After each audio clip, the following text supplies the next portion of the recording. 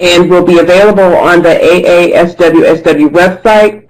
PowerPoints, publication lists, and other materials will be posted as well. All participants will be placed on mute. If you have questions or problems during the webinar, send a message using the chat function or email Andrew Bauer at abauer@wustl.edu. Questions will be taken at the end of the presentation. To ask a question, you will type in the chat pod located at the bottom right side of your screen. All presenters are able to see questions. So if you have a question, a specific question for a presenter, indicate by typing the name of the presenter or work group before you type your question so that we know in advance who should respond to that particular question. Description of objectives and overview of the FCAP Grand Challenges by Margaret Sheridan, followed by Jen Hong, who will speak to the FCAP framework, importance, and infrastructure. Following Jen, the co-leads of the 4 work groups will describe their progress and activities. Julie Birkenmeyer will discuss next steps and wrap-up, followed by the Q&A session. Margaret, you're up. Thank you, Gina, and glad everybody could join us today. This is our first webinar, so a few ups and downs here, but we'll try to do our best and leave some time for discussion at the end. If you can go to the next, let's see, I guess I do that. So the objectives of the webinar today are to present a bit of background on the FCAP Grand Challenge. Most of you are familiar with it. We won't spend too much time on that. We'll examine theory and evidence for this Grand Challenge, review the working structure, the work groups and action plans, and discuss next steps. So we'll start with a bit of history, and as you know, that in the progressive era, over 100 years ago, social workers addressed household finances. They encouraged thrift and family budgets, and at the same time, many social workers were involved in creating institutions to address industrialization and immigration. Among those were savings banks and other institutions at the community and national level. Today, unfortunately, in the period since the progressive era, social workers tended to move away from this work. They were partners in this work in the early part of the 20th century with the home economists, and both groups tended to move away from this work, but today there are many reasons why it has taken center stage again. We have increasing financialization and globalization, so a very different context from the industrialization of the early 20th century and the immigration of that era. We have a different form of immigration today, and actually financial issues have taken a lot of importance in that discussion as well. But we have a lot of data as well as practice and policy developments that show that people cannot survive, much less thrive, without appropriate financial services and policies. And unfortunately, vulnerable populations, a key target group for social work, are being left behind in very important ways. Jobs without benefits, lack of savings, lack of access to credit. And they're left to a fragmenting and diminishing safety net, left to the whims of payday lenders. Many of you may have heard of the recent book by Lisa Servan about the unbanking of America and the types of opportunities that are open to vulnerable populations. So in the face of these kinds of changes, what we've seen in the last 25 years or so is a development of a field we call FCAB, Financial Capability and Asset Building. In the 1990s, this started with the work of asset building research and testing. Within each of these, I'm going to talk about the last 3 decades really, Within each of these, we have a cross-disciplinary group of people and institutions involved in this work. It's involved research and development, practice and policy, as well as education of social workers and other human service workers. We think about this work as applied social science. So when this work started in the 1990s, we saw simultaneously research and testing of various ideas, including individual development accounts and other experiments on the ground, and a development of theory and more testing. The practice field was growing very rapidly, as well as policy initiatives being considered in DC and around the country. This continued on, has continued on since then.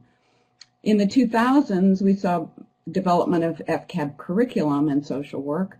A number of people in New York, in the New York schools, at the University of Maryland, in St. Louis, and a number of other places, faculty recognizing the importance of financial capability and asset building and building that into their coursework for social work professionals.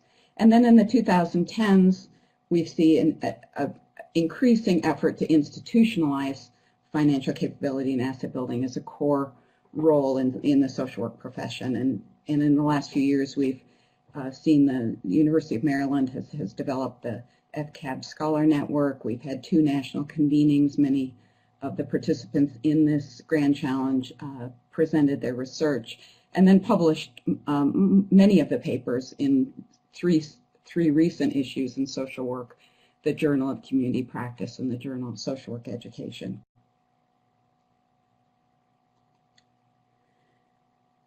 So as the scientific evidence has accumulated, we've seen this increasing recognition and key role of household finances in people's well-being, both at the community level, the client level, the community level, and the national level. There was an interesting series of papers out of the Urban Institute recently that said not only do we have an interest in the human welfare of financial capability, but cities have an actual economic interest because the lack of financial capability is costing cities dearly. So our big challenge now is to institutionalize this work in social work and across several fields. Economic justice was only just added to the EPAS last year, and we have a large challenge ahead of us in terms of operationalizing just what that means in the social work profession. We look forward to working with you and others on that effort. So with that, I turn over to Jin Huang from St. Louis University.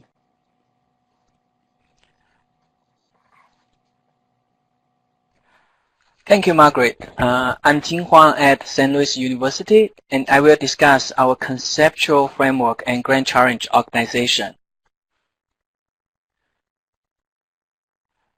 Okay, derived from 3 decades scientific research, evidence, and policy efforts, a framework of financial capability and asset building was proposed to guide the grand challenge. In this framework, both financial knowledge, skills, and financial inclusion are important to achieve individual financial well-being and asset building. So financial knowledge and skills are considered individual internal capability. Social workers and other professions have done many works, such as financial education, training, counseling to help our clients manage their finance. In our framework, financial inclusion means that all individuals access appropriate financial and public services. This is the external capability. Individuals need both for financial security. Beyond services on improving individual financial knowledge and skills, our profession can make unique contributions on financial inclusion for vulnerable populations. financial inclusion is critical to build financial capability for all. The framework has been supported by scientific research and empirical evidence. For example, in asset building research, such as child development accounts, we have scientific evidence showing that an inclusive policy is the most important component beyond individual behaviors to help low-income families achieve asset holding and other non-financial outcomes. Having a theoretical framework is very important to develop coherent projects. Our projects and initiatives are all guided by this framework, focusing on at least one of these concepts. Why does FCAP become even more important in the present situation? Everyday financial life is increasingly complex, requiring good financial management. Guided by three big concepts in the framework, we see we are facing challenges in each of them. In terms of financial functioning and well-being, rising income and asset inequality is a big issue. For example, research shows that the top 10% of households earn about 50% of all income and hold about 80% of all wealth. But vulnerable populations lack adequate financial services. About 30% of households are unbanked or underbanked. Research also shows that vulnerable populations have limited financial knowledge and skills. Many of our clients, when facing other challenges, also share these financial issues, and it's our social workers' responsibilities to help them achieve financial security. However, social workers receive very little preparation on this. Okay, the organization of our Grand Challenge. We have a steering committee, and Gina at Center for Social Development, Washington University, coordinate the whole challenge. Currently, we have 4 work groups: research, policy, education, and practice. Each group has 2 or 3 voluntary co-leads. The group members were recruited from FCAP Scholar Network and FCAP convenings.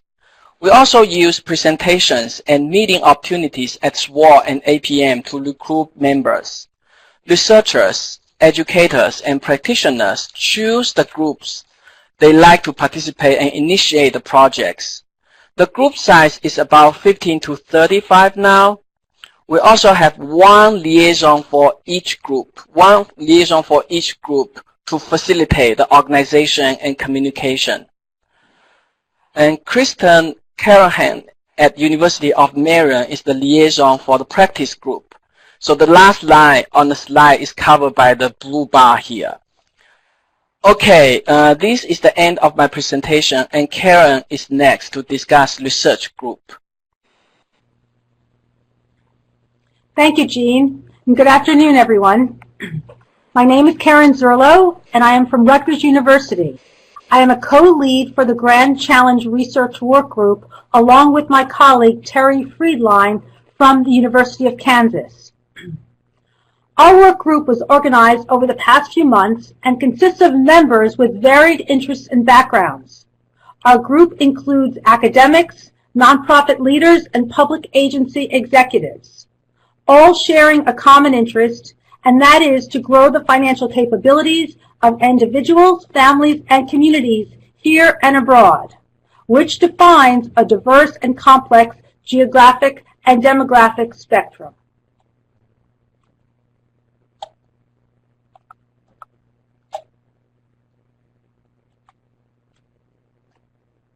As a work group, we have established a number of goals that we would like to achieve in the short term and in the long term. In general, our overriding purpose is to conduct scientific research that informs FCAB-related policy, practice, and education. In the short term, or over the next 12 months, we intend to do the following, and that is expand the organization, communication, infrastructure, and collaborative efforts with other work groups, grand challenges, and partners. We also intend to identify key research questions that help us address the gaps in our knowledge base. Through these research questions that we generate with our colleagues in other work groups, we'll be able to test hypotheses and conduct analyses using qualitative and quantitative methods. We also plan to propose a variety of research initiatives. We hope our initiatives can lead to grant applications and funding that can support collaborative efforts at universities and at agencies around the United States initially. And a final goal is to increase the FCAP-related research presented at a number of different conferences throughout the year. As we stretch our horizon and work toward our 3-year goals, our effort will consist of expanding our research base to include many different components, but specifically, we'd like to include more participants who jointly seek funding to support research in each of our sub-areas. To better understand how our goals will be achieved, I've outlined 3 areas of research based on the other subgroups we support: policy, practice, and education. For example, there are 3 research-based policy initiatives we intend to pursue, and they include child development account research, asset limits found in means-tested public programs, and finally, the viability of retirement saving accounts for low-income workers. For practice, our proposed research will consist of assessing the abilities of minorities to access the banking industry and banking services. We also intend to develop and extend existing financial education and training provided to vulnerable groups. And finally, we want to integrate financial capability and services with social work interventions. In terms of initiatives regarding the education work group, our effort would focus mostly on curriculum at schools of social work and the FCAP competencies found in social work practice. Before I discuss the survey our work group administered, I would like to take a moment to describe one example of our FCAP research, which pertains to child development accounts. For those of you who are not familiar with CDAs or child development accounts, they are investment/savings accounts that encourage asset accumulation for a child's lifelong development. Rigorous scientific research and domestic and international demonstrations seek to understand CDA design and the effects on financial outcomes and parents' and children's well-being. We have undertaken collaborations with foundations, human service organizations, think tanks, federal agencies, in an effort to make CDAs accessible to a variety of constituencies.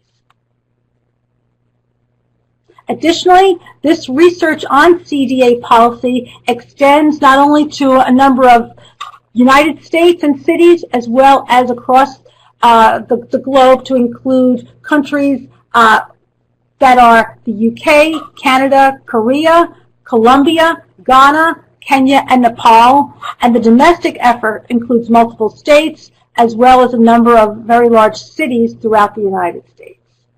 So as you can see, CDAs are viable means to increase the financial well-being of families, and we intend to further our research with other subgroups in this area.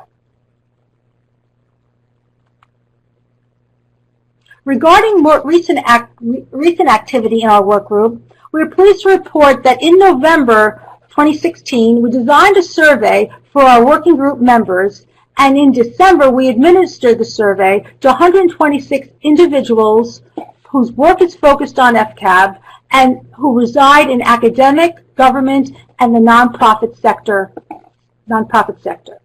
The topics that we surveyed included research, policy, education, and practice.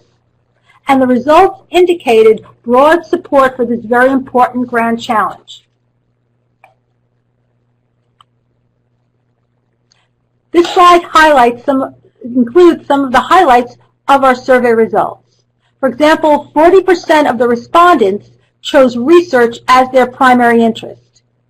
62% reported that FCAP-related research comprises all or most of their research activity. And when we discussed methodology in our survey, the respondents were most interested in collecting primary data, developing theoretical evidence, and using quantitative and qualitative analyses in their work.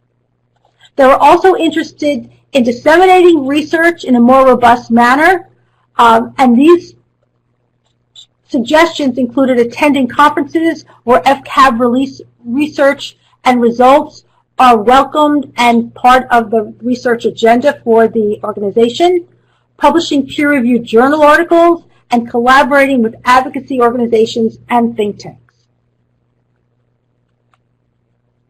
So as you can see from the information I'm providing, partnerships will be key to the success of our work group and to the success of other work groups. Hence, we plan to partner with other Grand Challenge work groups, such as the work group entitled Reversing Extreme Economic Inequality. We also believe that we can further this effort by developing other partnerships. These partnerships can include researchers in other disciplines, such as consumer science, household finance, and household economics. Think tanks also offer us an opportunity to collaborate and partner. And federal or state agencies, such as the Consumer Financial Protection Bureau, federal, state, and city financial empowerment agencies, are also key to the success of our work group. These agencies have similar missions and interests, and we believe we can capitalize on our shared goals and objectives. So as we turn to our next steps, we intend to build research teams across each of the 4 working groups to focus on the following populations: lower income groups, families and households, communities and neighborhoods, and older adults. The national arena at both the federal and state policy levels will be our prime geographic focus initially. And to also further our more immediate efforts, we intend to submit symposia proposals to APAM, SWOR, and APM. This concludes my portion of the presentation. Thank you very much for your time. And now I will turn the microphone over to Matt. Thanks, Karen. This is Matt Despard. I'm with the University of Michigan. Good afternoon. I'm joined by my policy work group co-leads, Clark Peters at the University of Missouri and David Rothwell at Oregon State University. Here are our 3 current priorities, and you're going to notice some alignment and synergy with the research group that Karen just described. We chose to start with these 3 policies for 2 reasons. First, they leverage the research expertise in our network, as Karen, I think, was just illustrating. The second reason is there's existing momentum for each of these policies. So let me speak just briefly about each of these. First, with respect to asset accumulation, universal means we want everyone to have the opportunity to build assets. Progressive means lower income people would receive greater incentives and subsidies. Lifelong means opportunities to build assets throughout the life course. So as Karen was just describing, child development accounts, or CDAs for short, are an example where several states have launched these programs. And another example is the American Savings Act, which is sponsored by Senator Jeff Merkley in Oregon, would give every worker that doesn't currently have access to an employer-based retirement plan an option for saving for retirement on a universal opt-out basis. An opt-out basis means that workers would automatically be enrolled unless they choose specifically not to. Now, in terms of safe and affordable financial products, every household has to manage their financial resources, and with low-income households, these resources are very limited. We want all people to conduct transactions, save money, and access credit using products that are fair and affordable. So as you can imagine, we're principally concerned about ensuring that the Consumer Financial Protection Bureau which was formed out of the Dodd-Frank Wall Street Act, continues to exist, and its regulatory role is not weakened under the new administration. We also support measures such as alternative credit scoring and national standards for safe and affordable bank accounts, including no or low-fee basic and second chance accounts without overdraft charges. And then lastly, integration of financial capability. We want to see language related to financial capability and asset building built into federal child welfare legislation reauthorization.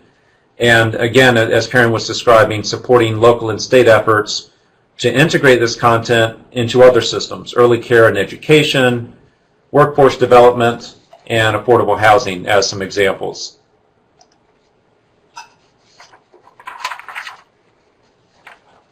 We envision 4 types of products. I'd like to very briefly describe each one of these. With background papers, we want to summarize the evidence regarding a policy priority. Policy briefs will examine policy options and proposals, particularly with respect to this evidence. Policy action statements will describe why a particular policy proposal, such as child development accounts, ought to receive support. And then lastly, dissemination plans. Ideas for how we can share each of these products and help ensure that they're used and support policy advocacy efforts. For example, we drafted a policy brief this fall which reflects some of the policy priorities I just mentioned. Then we are drilling down into specific action statements from these priorities. We have a child development account action statement drafted, which Jin Wang, who you heard from earlier, drafted, which supports our first priority regarding universal accounts. And we have teams starting work on state asset limits and safe and affordable financial products. With respect to dissemination with each of these products, we want to think carefully about the target audience and the behavior we're hoping to influence. So this could be a policy action statement that NASW uses to mobilize social workers, for instance, to defend the Consumer Financial Protection Bureau. Or it might be a policy brief that a national advocacy group like the Consumer Federation of America uses to support its legislative agenda.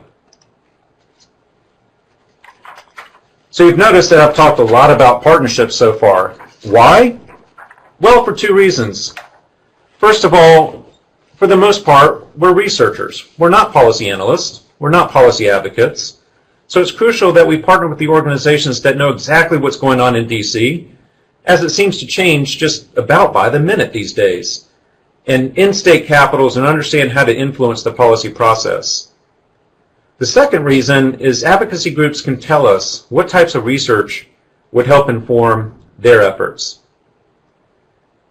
Also, it's important to recognize that foundations like Annie E. Casey have research and policy development efforts, so we shouldn't think of foundations only as our funders. Lastly, we also think it's important to partner with government agencies to influence rulemaking and other regulatory actions. CFPB, or Consumer Financial Protection Bureau, is one example. Our research can help inform their regulatory guidelines on issues such as small dollar loans.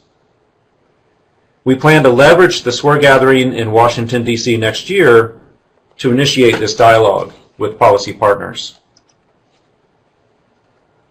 So where are we headed with all of this work? Well, if you note, our goals are first of all in draft form, so this is still a work in progress. But the overall theme is we want to develop products from our scholarship that can be used by policy practitioners. Now I'd like to turn things over to Joanna Duran with Cal State Los Angeles, who will describe our education work group's efforts. Thank you so much, Matt. I welcome everyone. And ours is a small but mighty group of about 10 scholars. And, oh, I see. Okay. And our field, I am Joanna Duran from California State University of Los Angeles, and I'm also joined by Min Zhan from the University of Illinois. And I will start. Okay. Our field, we choose to call the beginning of our field as the 2007 FCAP Education article, which was published in the Journal of Community Practice. And since then, we've had quite a few publications out, too many to count, haha.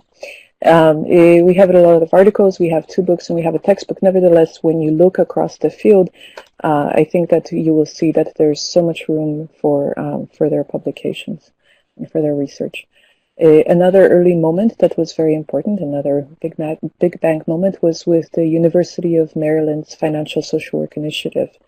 And they are involved in a tremendous amount of different kinds of work, academic classes, field placement, they do research, they provide classes for continuing education, and also, as you've heard, they are in charge of the FCAP Scholar Network. The work, as has been the theme so far, requires collaborators, and our collaborators at the national level are particularly the CFPP. What they've developed is a toolkit for social service workers called Your Money, Your Goals, which you can download for free. And also it's available in Spanish. And this helps to provide a free resource for anybody that would like to educate people who will eventually work with clients. In addition, we also have the CFED's Building Financial Capability report, and this guide helps to implement such work in practice. So we are definitely standing on the shoulders of giants. And now this brings us closer to today. In 2013, CSD implemented the FCAP curriculum and project, and the result of this development of a comprehensive curriculum for social workers to learn about FCAP in their regular courses is that now there are 15 programs that are infusing or integrating coursework, the FCAP material in existing other courses, or offering a standalone course. One of the partners, one of the programs is actually my own Cal State LA, which has been a member of the of this project since 2014, and we have our work is one that I'm going to use an example of the kinds of things that it is possible to do with infusing FCAP in the education. So we have, in Cal State LA, we have a standalone course, which is an elective, and this course uses the CFPP toolkit as our textbook. And also we use the CSD curriculum that I've just mentioned as a place to deliver lectures and quizzes. Okay. In addition, in terms of practice out in the field, students are mandated to have at least 2 sessions with a financial coach from one of the 10 organizations with whom we are collaborating to spread financial empowerment in the community, also supported by the City of Los Angeles. The motto of this elective class, that's almost the basis of further work, is to train students from many different disciplines to financially empower themselves so that they might financially empower others. And this is an explicit agenda, both themselves and others. The themselves part is taken care of by the work with financial coaches on their own finances, and then in addition we create opportunities for them to financially empower others. One of them is something that we have just started again the second year. This is our second year starting, which is that we are having students to provide VITA clients, the free tax preparation clients, with an opportunity to learn more about the kinds of programs that our collaborating agencies are involved in. And so if we are successful in this effort to help people to become more economically stable beyond their return, then we hope that you will see us in publication in the future about this project. In addition, we infuse FCAP research into the research that my students do with me in their thesis course. We have additional courses that we are developing also in the same course. So that is how we are trying to implement this work in Cal State LA. Finally, going into the near future, you will see that the CSWE Economic Wellbeing Project is going to provide us with really good resources in the spring.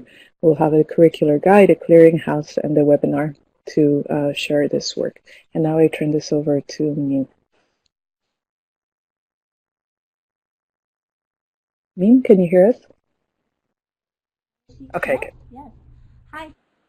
Thanks, Joanna. Yeah. So building upon Joanna just talked about what we spend right now. So I'll discuss our plan to how to create virtual cycles.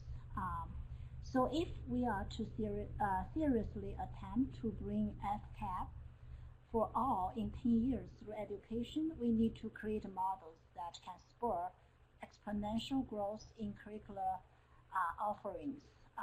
As you can see, this preliminary model, which includes internal loop and external loop, strives to show how to create virtual cycles that can help to make this happen. So first, in terms of internal loop, it starts with a prominent display of current implementation, invitation to others, to joint collaborations and mentorships, which again will be displayed after evaluation.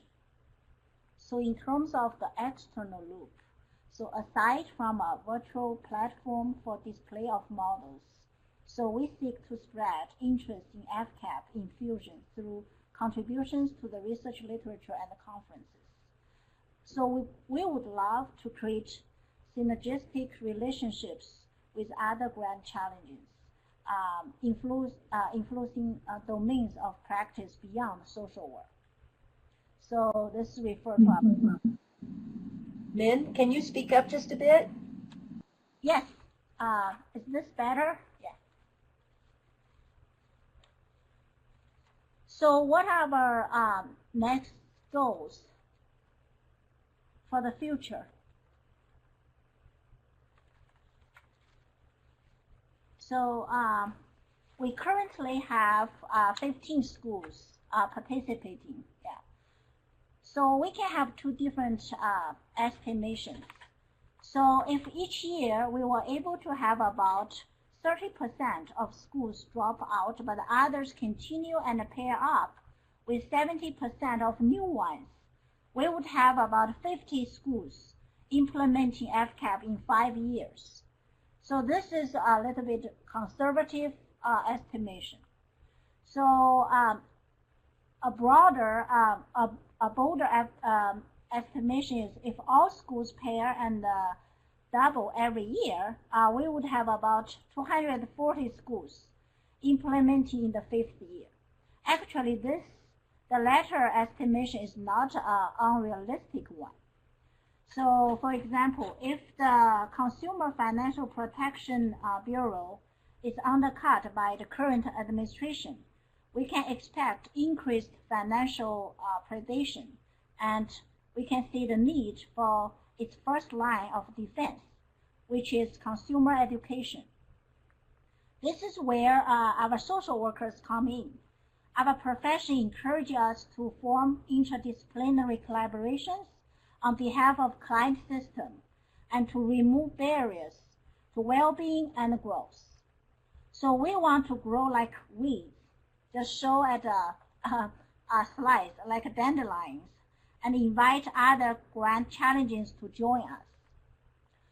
So this will conclude my presentation, and I will now turn to the presentation to the colleagues on the practice group. Thank you.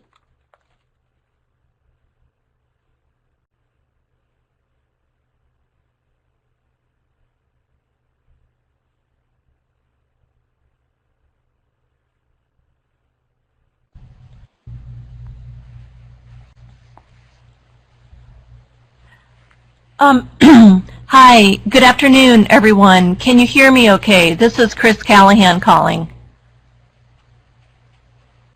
We can hear you. Okay, great. We're having some technical problems with Robin, so I'm just going to jump in. These were slides that we developed together. This is on behalf of the Practitioner Network, and we're just very pleased to have Robin McKinney and Gabrielle D'Angelo as the work group leads. And then I am also the liaison from from the overall group. And if we're able to get Robin's mic to work, she'll jump in as well. But I'm just going to go ahead and get started and talk a little bit about this effort. We've been hearing really great things about what's going on in terms of just the overview and the policy education on FCAP FCAP efforts and activities, what we've been involved in. But one thing that we also really wanted to do is to connect with social work practitioners who are really working in the field throughout the agency on these and on these issues. And really building up those relationships and links with our colleagues in the field. So that's why we felt that really building and growing our practitioner network really is so critical in FCAP work.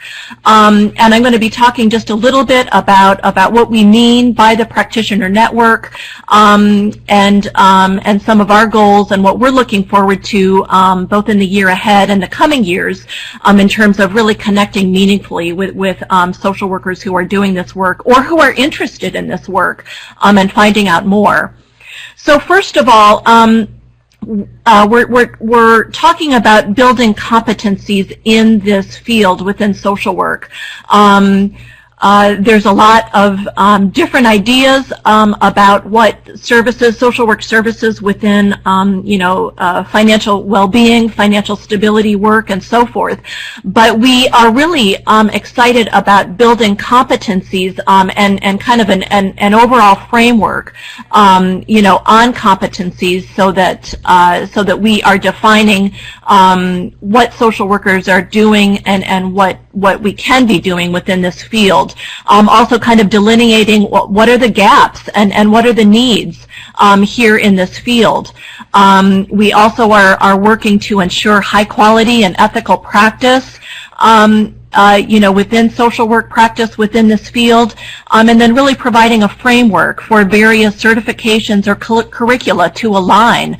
And here we're talking about some of our colleagues across discipline, whether it's with financial planners, educators, coaches, those involved with housing, credit counseling, debt, and so forth. But really connecting with those folks who are doing the work, as well within their related disciplines, and really building those bridges across discipline.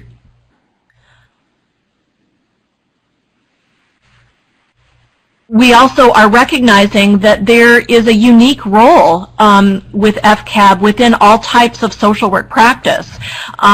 We see the critical importance of financial stability and financial well-being, really across the scope of social work practice and social work assessment and so forth, both from a micro and a meso and macro perspectives, and we see that the importance of financial stability and financial needs is really evidenced throughout all social work settings and agencies. And I've just listed several here, mental behavioral health, physical health, child welfare, family relationships, gerontology, macro practice, court systems, education, homelessness. These are just some of the settings within which social workers practice, but we really see a clear need for including financial stability within these settings and agencies, and how the financial well-being really integrates with psychological and psychosocial well-being as well. And we really see the link between macro and clinical practice you know, and we've been talking a little bit about policy earlier in the webinar, but really seeing the link with FCAP work and seeing how it is manifest in both macro and clinical practice. Finally, in terms of connecting practitioners, we want to build content knowledge and delivery skills to make sure that social workers know what they're talking about when we're talking about FCAP work or issues, you know, related to credit, to debt, to resources, to services, financial products, and so forth, so that we are really skilled and knowledgeable about these things, that we're cultivating our own self-awareness of where we are in this journey, our own strengths and challenges, financial well-being. This is also very important as we work with students who are often in kind of precarious situations themselves in terms of where they are, and helping them to learn not only about their own well-being, but then also you know, really seeing and working with their clients. We want to utilize peer support to increase both efficacy and effectiveness with social workers who are doing this work, and really developing specific educational resources. And we've talked a little bit about these from Joanna and from Min on specific educational resources that can really grow this knowledge and this content, whether it's social work students or practitioners within the field who really want to get more of an idea of what FCAP work is all about. We've got some examples here. We link very meaningfully and strongly with our community partners. I'm with the University of Maryland Financial Social Work Initiative. I should have said that from the outset, you know, but we've got wonderful community partners, including Maryland Cash, Baltimore Cash, Guidewell Financial Solutions, you know, other agencies and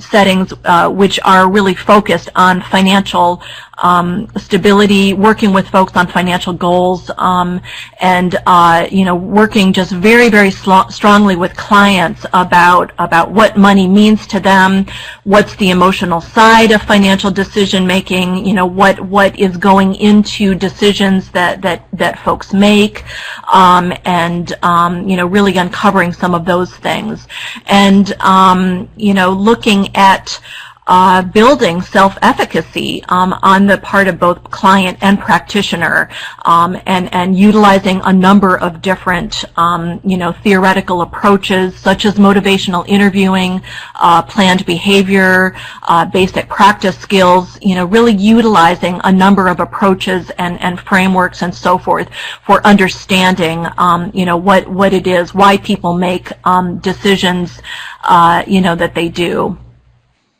I'm going to go to the next slide here, and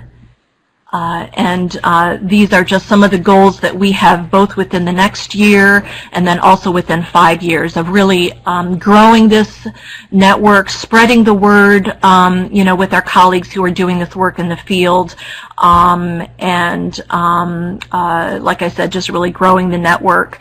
Some 5-year goals include establishing a forum for not only for communication, but then also for ongoing trainings, including online trainings, growing those networks with other disciplines and organizations that are doing similar work, and then finally developing a track record for presentations and writing, again across discipline.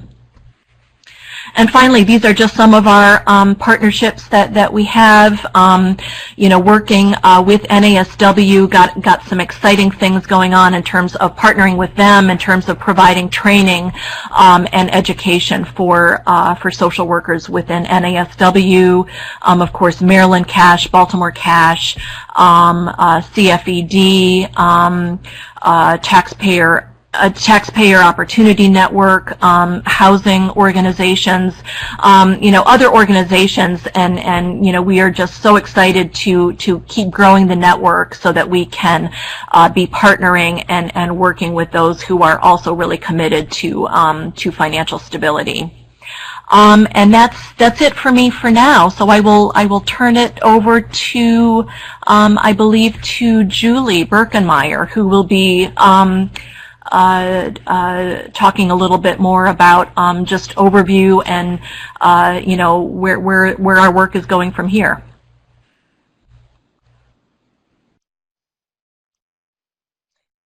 Okay, great.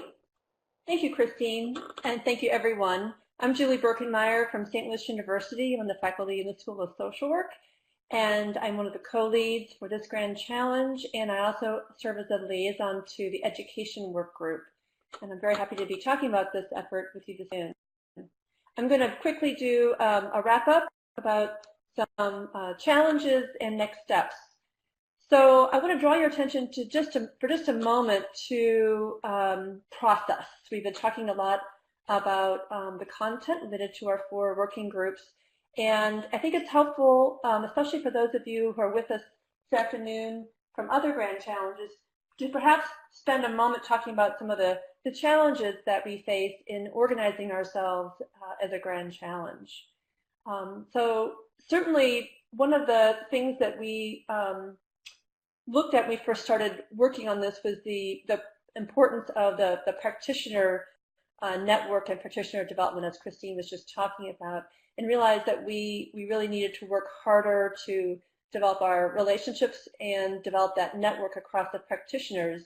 And so that has been, I think, one of our challenges is finding those relationships and deepening those relationships, and then creating networks among practitioners that currently doesn't exist to our knowledge. Certainly, all of us involved in the Grand Challenge work have other demands in terms of faculty and practitioner responsibilities, and so that's of course a challenge to fit this important work in with the other responsibilities that we have. Like many of you, we are spread out across the country, and so certainly proximity is a challenge, and we are working hard to leverage those times when we are face-to-face and using technology to try to communicate more, but certainly proximity can pose a bit of a challenge in trying to develop this work. We are, of course, many of us are meeting each other for the first time, forming new partnerships, new relationships, which take time to develop.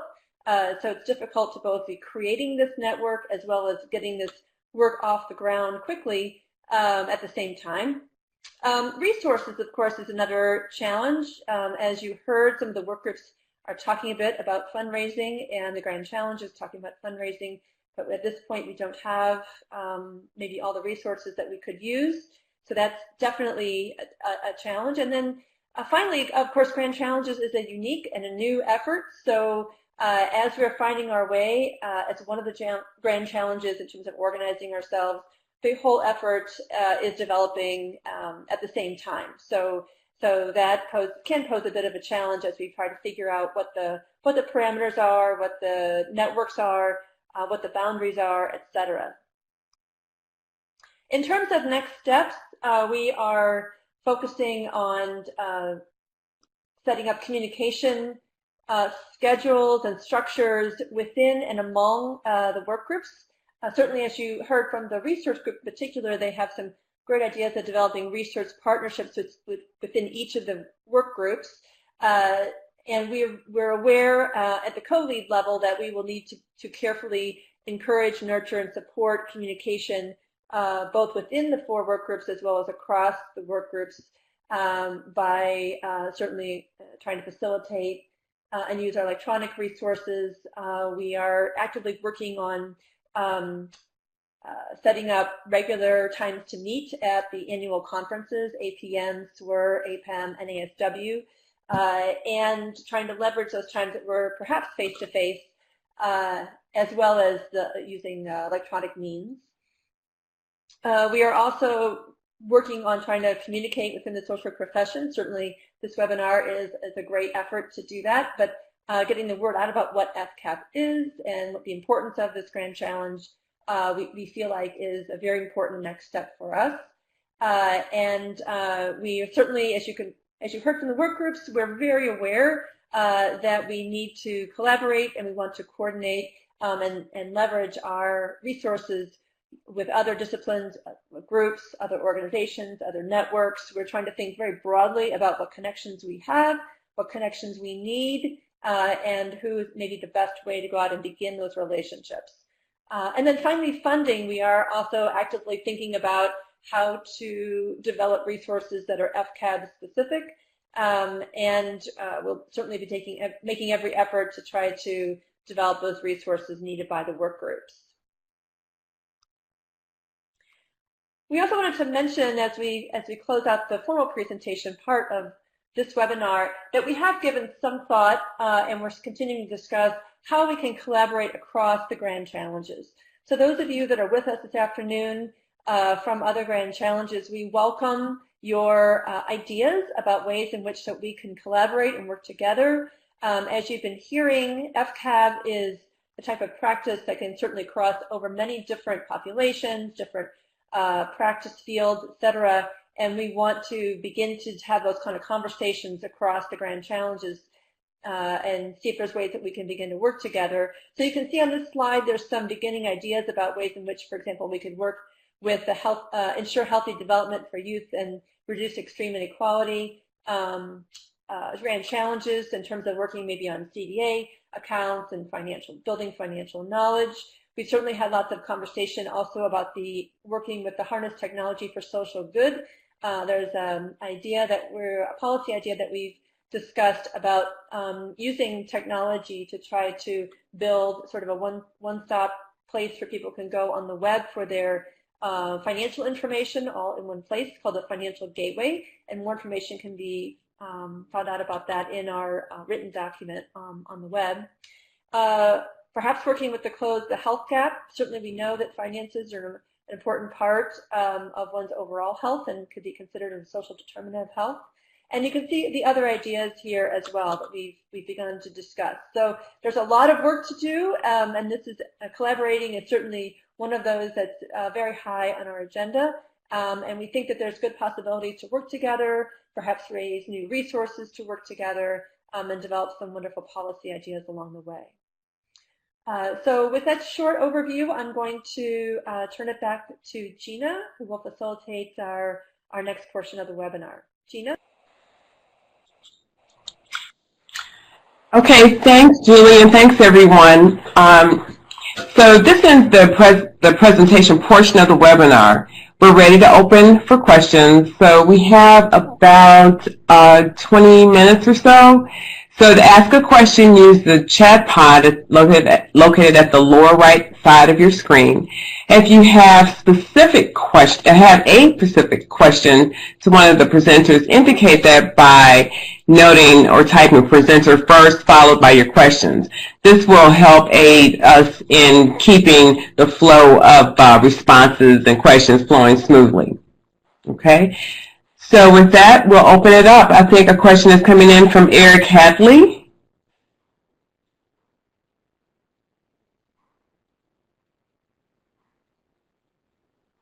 We'll give him just a second to type. Okay, so Eric, he'd like to hear more about collaborations with the community. How did you approach local partners? And Johanna, I think that may be a question for you, or maybe a question for anyone. So, Johanna, go ahead. I'll start with just the way that I approached, and that was basically that there was a specific situation, but one thing that I noticed is that there's a lot of place for the university, the collaborators the nonprofits who would come to collaborate with us. They were quite excited to have a university come into this work because they are perpetually in need of students or other volunteers to help to staff some of their work. Also, as potential future employers, the field was not at this point really staffed by social work students, and they really recognized the strengths that social work students would bring to bear. So it actually wasn't a very difficult it wasn't difficult to approach them. I happened to need to come up with a program that has that integrated the work at VITA, and so I made a proposal that we would advertise for everyone for 10 weeks of the season, and in exchange they would provide us with supervision from a financial coach, taking turns to do that. So just generally speaking, what we try to do is figure out different needs that they wanted. Typically, they are very, well, at least here in Los Angeles, they've been very open. Okay. Thanks, Johanna. Margaret would like to chime in on that question. Margaret, go ahead. Thanks, Gina. Thanks for the question, Eric. Sally Hageman and Vernon Loke, Julie, and I have been working on a project talking with faculty about student interest in this work. And one of the things we found out is that a lot of times the faculty say that the financial issues that get raised are brought into the classroom by the students from their practicums. So that doesn't tell us how to collaborate with them, but we do know that a lot of this work is happening out in the field, that students are being exposed to it. Practitioners are moving ahead and learning how to do it on the run and in the field. So we know there's a lot of opportunity for collaboration with communities. And in fact, many of the participants in this network, the FCAP network, have been engaged in research like Joanna and others with local community partners who are, as she said, often looking for help from the university. Okay. Thanks, Margaret. We have a question from Sally. She'd like to know, do we have a point person to reach out to each of the other grand challenges? And is there a person from each of the other grand challenges that will that we are in contact with? There's someone that'd like to take that question on? This is Julie. I'm happy to respond. Hi, Sally. At this point, we haven't become that formal where we have a point person for each of the grand challenges, and I'm not aware, and perhaps if somebody on the webinar, one of the participants for another grand challenge knows, please correct me, but I'm not aware of the reverse, either grand challenges back to us or to one another. But that certainly would be an important piece of the infrastructure to build out over time, so that we can really make sure that communication among all the grand challenges is sufficiently structured to work together. That's a great suggestion. Gina, I think that sorry. No. I think Sarah was going to try to respond to this. It's too bad she doesn't have a microphone. I can unmute her. Just a second. Sarah, you should be able to speak now.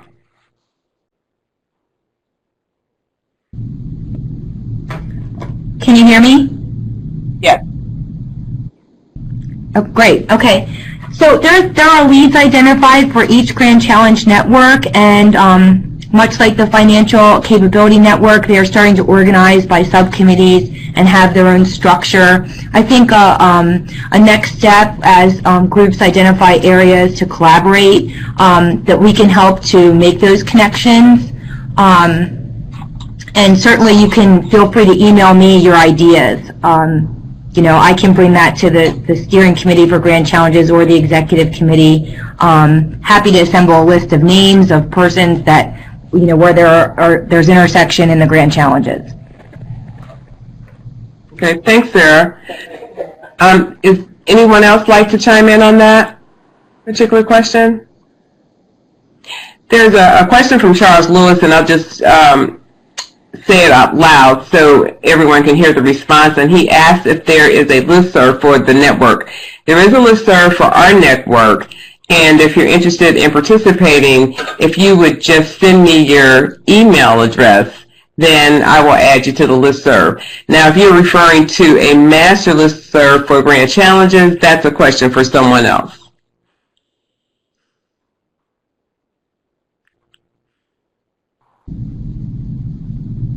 Sarah? Yes, there. So the listserv question is a little bit complicated. We do have email lists of paper authors. Each of the networks is kind of developing their own internal list of both internal and external participants. And there are some limitations with using listservs in some of the universities. Not everyone's able to respond to them, and somebody has to be dedicated to managing it. So we're looking for ways to be able to provide listservs for these groups, but they're very large. Okay, thanks, Sarah. Sally mentioned that maybe she could find out how to get in touch with the health grand challenges, for example. And Sally, I think that if you reach out to Sarah, she should be able to make that connection for you. There's another question from Lama who says, a large part of this movement relies on the assumption that banks are pro-social workers. They are not. In fact, they do not like social workers. How can we rethink banking and make it pro-poor so the unbanked population can get access and build financial capability? Jen, would you mind taking a stab at that question?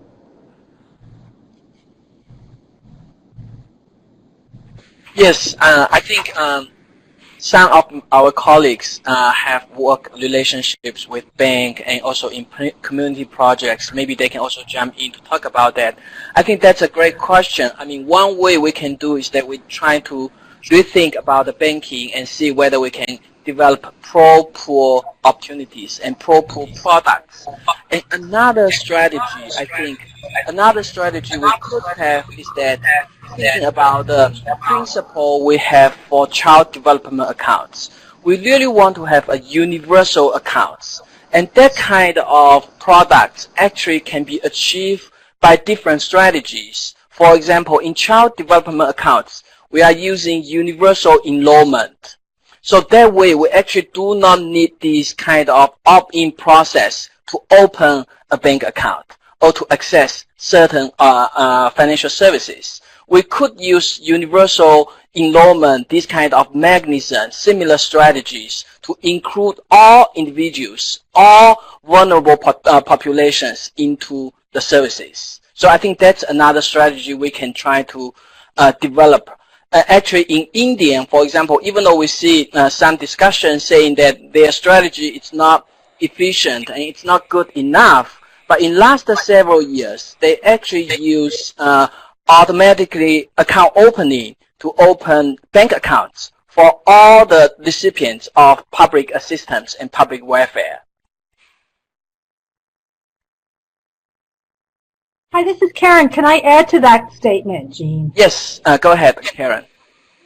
I appreciate the question, and some of my students have had interactions with banks that hadn't always been favorable, and what I advise them is that I think banks may have a less than favorable perception of social workers because they don't know what social workers do and how social workers are trained and how social workers can benefit them as community bankers. So part of what I've encouraged students in my classroom to do is take the time to educate bankers about what we do and how we both really share a very common interest, and that's supporting communities and providing services. Obviously, banks have a profit motive, and we need to understand that, but I feel as if we could educate bankers about what social workers do, there could be greater opportunity to work jointly and collaboratively rather than thinking we don't share common goals and interests. And I wonder if I might also add to this really wonderful question, because I think it really gets to the core of our work and in terms of who is it that we're partnering with and why. I found the reason why I think we received a warm reception, including from banks in our area, is because of the fact that we were working with the community development part of the banks. So there's, in a sense, there's really two entirely different motives and two entirely different ways of looking at the world, whether you're talking to bankers who are in the providing services side or the ones that are seeking to meet the CRA needs to show that they are good guys. And what we have found helpful is by talking about the way that we are supporting the very same organizations, the very same asset building organizations that they are financially supporting, then that's something that's also very helpful, because what they would like to show is to have effects be multiplied, and so but with our additional collaboration, then hopefully we will be able to start seeing some even better outcomes if we bring students into the question. Thank you. Okay. Thanks, Johanna. There's a question from Kristen. I'm sure some of you may have seen it. It says, she asks if, is anyone exploring ways to help banks increase their CRA scores? She says that she doesn't know a lot about this, but it seems like a strategy that would be worth exploring further. Would anyone like to respond?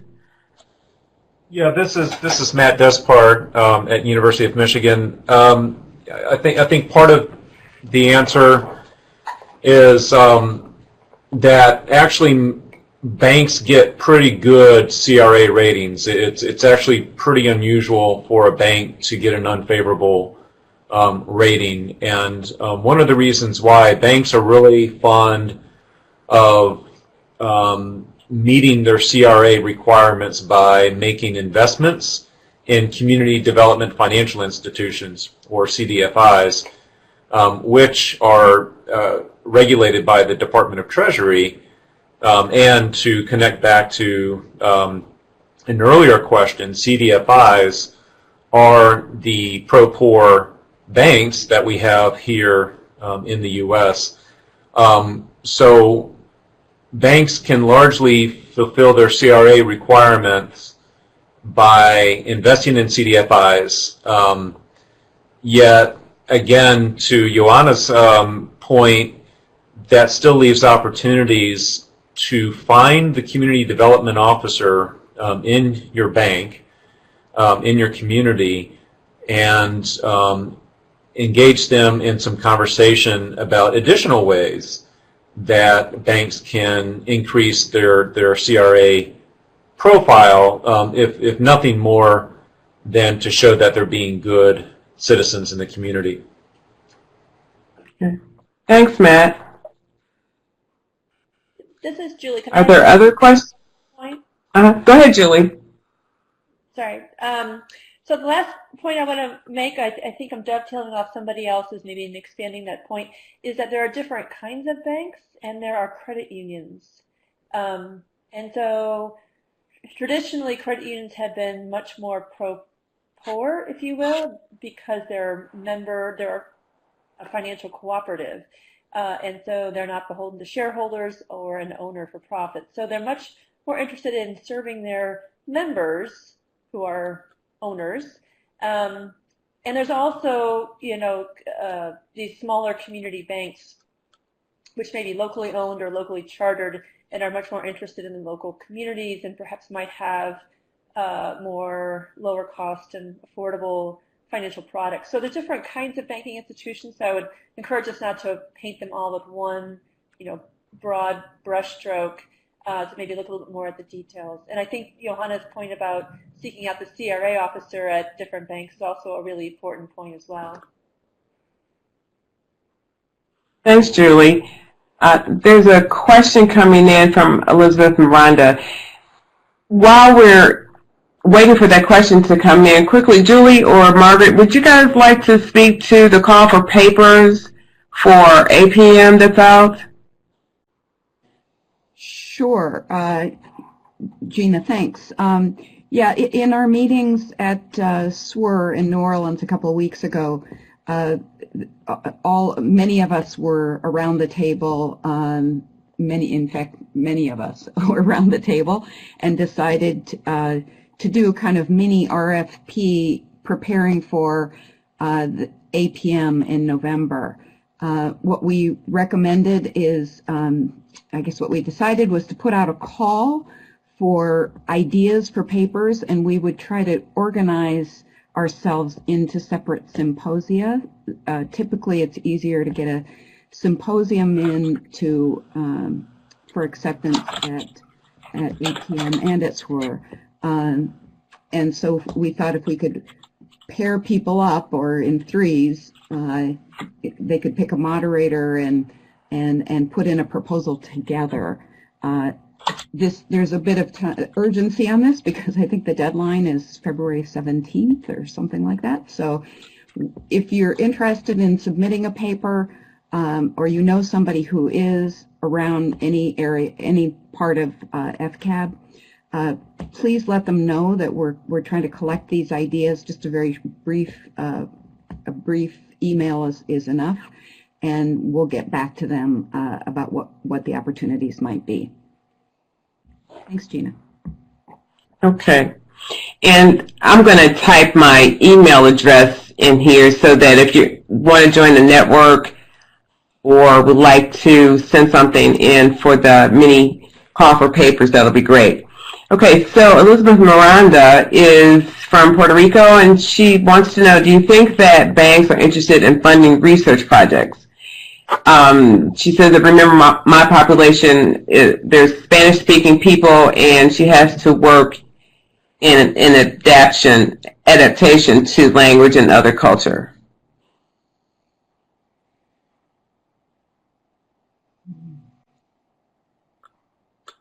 Anyone? This is Julie. I have not heard of banks directly funding the kind of research that you mentioned, but there are lots of people on the call.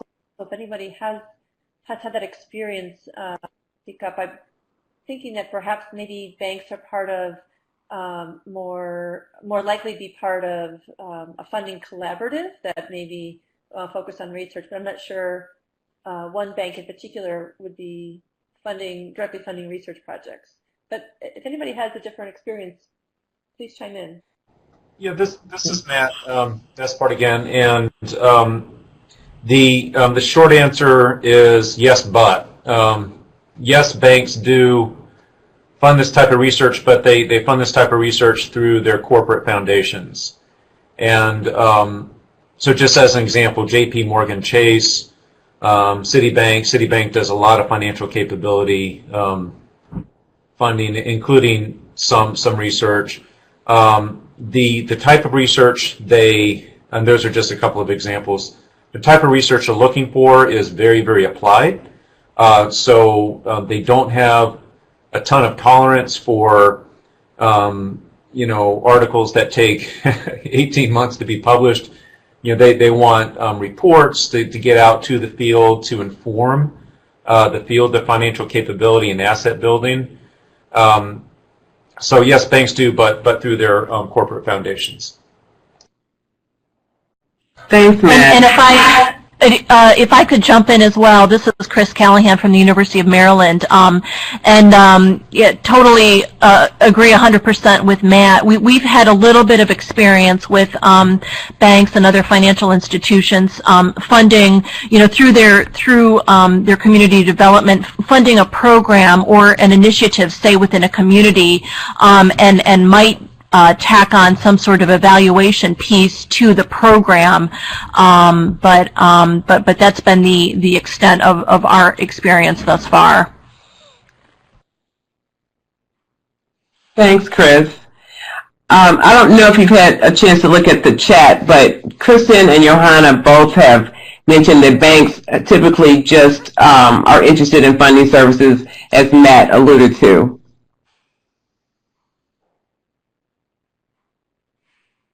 Any other questions? Comments? We have 3 minutes. Don't all talk at once, or type at once, I should say.